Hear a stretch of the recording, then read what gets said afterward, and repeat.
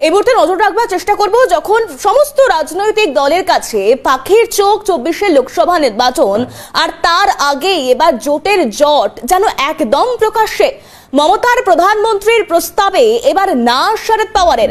প্রধানমন্ত্রী পদে মল্লিকার্জুন খার্গে তার নামে প্রস্তাব করেছিলেন মমতা বন্দ্যোপাধ্যায়।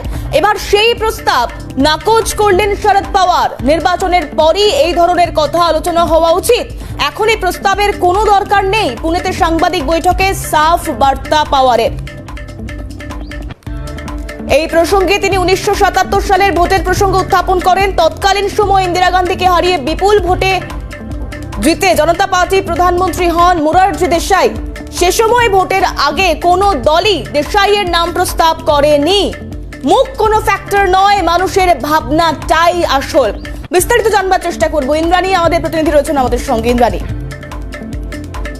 দিল্লিতে আইএনডিআই জোটের যে বৈঠক হয়েছিল সেই বৈঠকে মল্লিকার্জুন খার্গের নাম প্রধানমন্ত্রী হিসেবে প্রস্তাব করেছিলেন মাননীয় মুখ্যমন্ত্রী মমতা বন্দ্যোপাধ্যায় এবং তাই নিয়ে বিস্তর জলঘোলা হয়।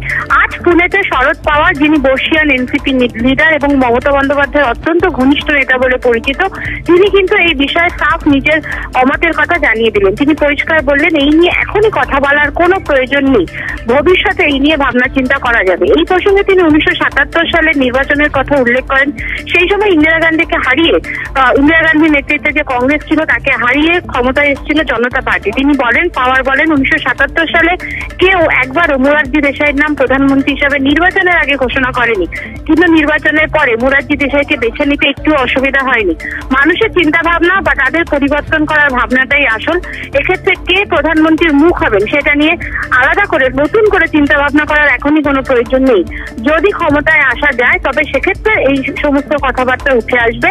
এখন এই ধরনের আলোচনার কোনো প্রয়োজন নেই বলে পরিষ্কার জানালেন শরদ পাওয়ার। ইন্দ্রাণী, আমাদের সঙ্গে থাকো, কারণ এই মুহূর্তে যে খবরের দিকে আমরা নজর রাখবার চেষ্টা করেছি, কারণ মমতা বন্দ্যোপাধ্যায় মল্লিকার্জুন খার্গের নাম প্রস্তাব করার আগের মুহূর্ত পর্যন্ত আইএনডিআইএ জোটের প্রত্যেকের কাছে এটাই স্পষ্ট ছিল যে এক্ষুনি নাম নিয়ে আলোচনা করবার কিছু নেই। কিন্তু এই মুহূর্তে আমরা টেলিফোন লাইনে যোগাযোগ করতে পেরেছি রাজ্য তৃণমূল নেতা জয়প্রকাশ মজুমদারের সঙ্গে। জয়প্রকাশ বাবু, আপনাকে স্বাগত জানাবো কলকাতা নিউজে। আমরা সকলেই জানি মমতা বন্দ্যোপাধ্যায় তিনি প্রধানমন্ত্রী মুখ হিসেবে মল্লিকার্জুন খার্গের নাম প্রস্তাব করেছিলেন। অরবিন্দ কেজরিওয়াল তিনি সমর্থন করেছিলেন সেই সময়। এবার দাঁড়িয়ে শরদ পাওয়ার তিনি গোটা বিষয়টা নাকচ করছেন। তিনি বলছেন যে এক্ষুনি এর কোনো প্রয়োজনীয়তা নেই, মুখ কোনো ফ্যাক্টর নয়, মানুষের ভাবনাটাই আসল, তাই সেদিকেই মন দেওয়া উচিত। না, বোধহয় কিছু বোঝার ভুল হচ্ছে বা আপনাদের প্রতিবেদনে একটু ভুল আছে।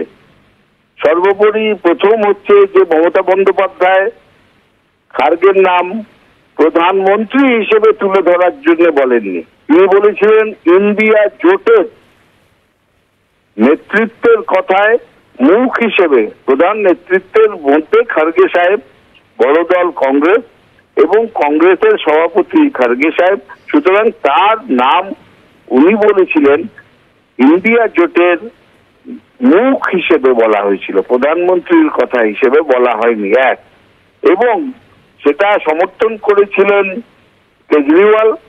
পরবর্তী ক্ষেত্রে আলোচনার পরে খার্গে সাহেব যে সাংবাদিক সম্মেলন করেন সেখানে তিনি পরিষ্কার বলেন এটা প্রধানমন্ত্রীর ব্যাপার, যখন ইন্ডিয়া জোট ইলেকশন লড়ে প্রয়োজনীয় সংখ্যা জিতে আসবে তখনই সবাই মিলে ঠিক হবে যে প্রধানমন্ত্রী কে হবে। এটাও ক্লিয়ার হয়ে গেছে। সুতরাং আজকে যেটা শরদ পাওয়ার বলেছেন সেই কথারই পুনরাবৃত্তি করেছেন যেটা খার্গে সাহেব বলেছিলেন।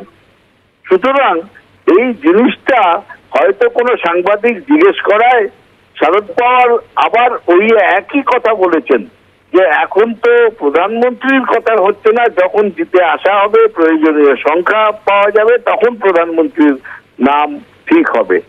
এখন যেটা হয়েছিল মমতা বন্দ্যোপাধ্যায় যেটা বলেছিলেন সেটা ইন্ডিয়া জোটের প্রধান মুখ কে হবে। জয়প্রকাশ বাবু, সেক্ষেত্রে ইন্ডিয়া জোটের প্রধান মুখ আর প্রধানমন্ত্রী পদপ্রার্থী দুটো সম্পূর্ণ আলাদা বিষয়, তাই বলছেন তো? সম্পূর্ণ আলাদা। একটা হচ্ছে লড়াইয়ের সেনাপতি কে হবেন, আর একটা হচ্ছে লড়াই জিতে আসার পর রাজা কে হবে, যদি এইভাবে আপনি দেখেন। বেশ, অনেক ধন্যবাদ জানাবো আপনাকে আপনাদের অবস্থানটা স্পষ্ট করার জন্য। তৃণমূল রাজ্য সহসভাপতি জয়প্রকাশ মজুমদার কথা বলছিলাম তার সঙ্গে। সিপিএম নেতা সুজন চক্রবর্তী রয়েছেন আমাদের সঙ্গে টেলিফোন লাইনে। সুজন বাবু, স্বাগত জানাবো আপনাকে ক্যালকাটা নিউজে। এর আগে আমরা দেখেছি প্রধানমন্ত্রী পদপ্রার্থী হিসেবে মল্লিকার্জুন খার্গের নাম সামনে আনা হয়েছিল। মুখ্যমন্ত্রী মমতা বন্দ্যোপাধ্যায় তিনিই সামনে এনেছিলেন বলেই খবর আমরা পেয়েছিলাম। অরবিন্দ কেজরিওয়াল সমর্থন করেছিলেন। শরদ পাওয়ার বলছেন যে গোটা পরিস্থিতি তিনি নাকচ করছেন। তিনি বলছেন মুখ কোনো ফ্যাক্টর নয়, মানুষের ভাবনাটাই আসল, তাই আগে সেদিকেই মন দেওয়া উচিত। দেখুন, মুখ্যমন্ত্রী এই যে মল্লিকার্জুন খার্গের নাম প্রস্তাব করেছেন, এটা তো কারোর নাম প্রস্তাব করার কথা নয়, সেটা সময়টা নয়। এটা জেনেও উনি প্রস্তাব করেছেন।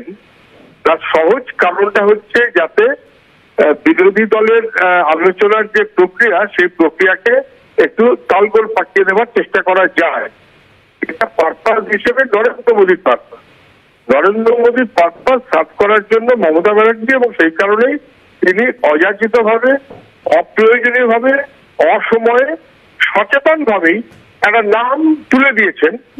এবং তৃণমূলের নেতারা মমতা ব্যানার্জির নাম তুলে দিয়েছেন, মমতা ব্যানার্জি মল্লিকার্জুন খার্গের নাম তুলে দিয়েছেন, রাহুল গান্ধীর নাম নাকচ করিয়ে দিয়েছেন, ইত্যাদি ইত্যাদি। মানে যাতে একটা তালগোল পেতে যায়, এবং তালগোল যত পাকবে তত বিজেপির সুবিধা হবে। বিজেপির এজেন্টের মতন করেই উনি এই কাজটা করছেন, এটা আমরা প্রথম দিনেই বলেছিলাম। এটা আরো স্পষ্ট হয়ে গেল। শরদ পাওয়ার সিনিয়র লিডার, তিনি আজকে বলেছেন যে এটা পাওয়ার কোনো সময় এখনো হয়নি, ভোটের পরে করা যাবে। এই কথাটাই তো আমরা বলছিলাম প্রথম দিন থেকে। জেনে বুঝেই মমতা ব্যানার্জি এইভাবে নামটা তুলে দিয়েছেন, যাতে একটু বিভ্রান্তি সৃষ্টি করা যায়, তার সুযোগ যাতে বিজেপি পায়। বিজেপির স্বার্থ অনুযায়ী উনি চলছেন। বেশ, অনেক ধন্যবাদ জানাবো সুজন বাবু আপনাকে। অর্থাৎ জোটের ঘোরটা সেই রয়েই গেল। আমি ইন্দ্রাণীকেও আপাতত ধন্যবাদ জানাবো। অবশ্যই প্রত্যেকটা পদক্ষেপের দিকে আমাদের নজর থাকবে, কারণ 24 নির্বাচনের আগে জোট তৈরি করা এবং জোট নিয়ে একের পর এক জটলার সামনে আসা, জয়প্রকাশ বাবুর মন্তব্য যথেষ্ট ঘোটের মতো, এই সমস্ত দিকে আমাদের পরবর্তীতে নজর থাকবে।